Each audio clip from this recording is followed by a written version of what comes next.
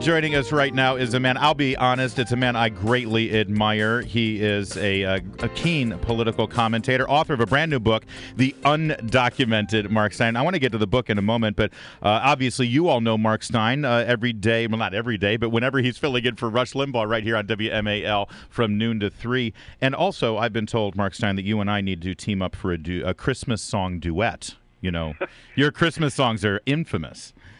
Well, I did very well with my disco version of Marshmallow World. So if you're looking for a Christmas disco hit, yes, and you want to get a piece of the duet action, I'm not like Tony Bennett. I'm not one of those guys who's just duets with anybody, but I'll be willing to put you on the short list. You're like the Bing Crosby. I'll do the Andy Williams sweater, and we'll make millions, Mark Steyn. That's great. As long as you wear the sweater. Let's talk about what happened in your former home of Canada yesterday. I know that you're up on the story. We've been talking about it all morning as well. So many people, including the president, I think, of the United States, is looking at this as some lone wolf and not in any way connected with the rise of radical Islamic terror that we see in the Middle East. Can we continue to bury our head in the sand on that? No, he called it senseless violence, and it's not senseless. This poor man, Corporal Cirillo of the Argyll and Sutherland Highlanders, this fellow who killed him shot him at point-blank range, but he was also pointing a bullet at the heart of the Canadian state, at the symbols of the Canadian state in the Canadian capital. And you should listen very carefully when people are saying something that obvious. Yeah. He sees, like the fellas in London who beheaded drummer Rigby, like Major Hassan at Fort Hood, these guys are at war with the other. They are at war with infidels. And if you are the other, it's not senseless for them to kill you, to run you over with a car, to chop your head off with whatever weapons they have. All right, the president's words were terrible. You're right. We are at war, and one of the weapons being used in this war is the Internet. We understand that the Internet is being used by ISIS and radical Muslims to radicalize people in Canada and the United States. What should we do about that, given that we have this thing called the First Amendment?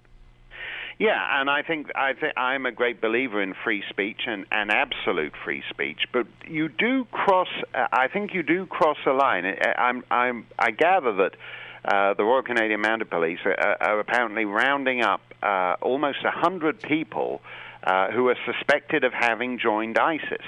That's what we used to call in the old days treason, and we used to hang people for treason.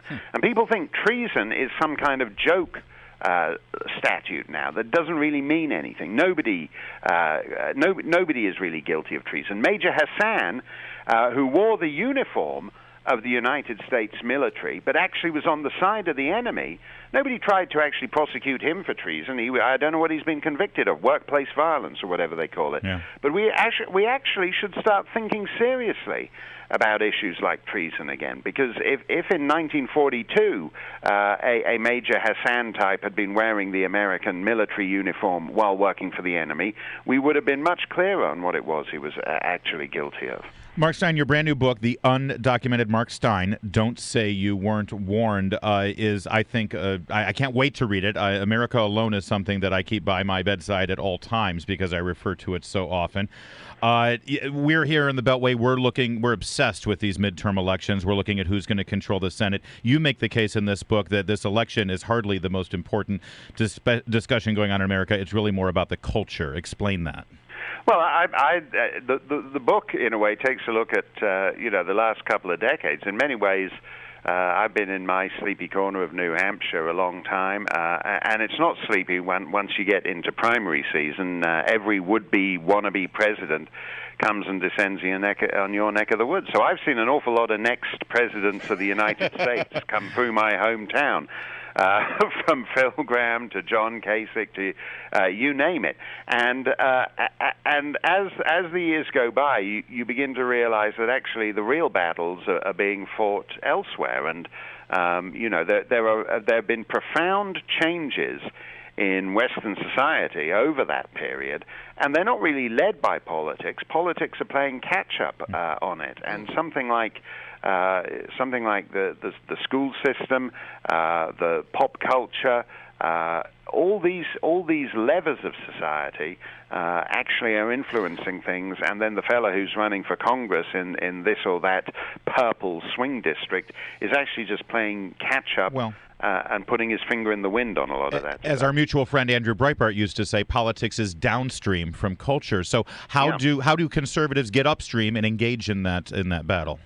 Well, I think you have to get back. I think you have to actually get back in the game, and too many conservatives abdicate all that kind of stuff. I'm a believer, and I talk about it in the book because I talk about some of my favorite authors in the book. Ian Fleming, the guy who created James Bond, is in there. And I talk about a lot of the evolution of cultural characters over the years, like G.I. Joe, who was an American soldier when they used to sell him as a boy's doll. And by the time they made a big action movie about him a couple of years ago, he was part of some multinational entity based in Brussels. When you turn G.I. Joe into a Belgian multinationalist, again, something is underfoot there. And well, there's something wrong when G.I. Joe is no longer in style, but the character from Breaking Bad carrying bags of methamphetamines is now in style. Yeah, exactly. And he's got that doll figure with the little baby meth lab, so he can invite Barbie and Ken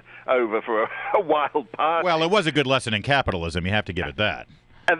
That's true, but that I believe all effective storytelling is conservative, because the essence of conservatism is that the choices you make have consequences.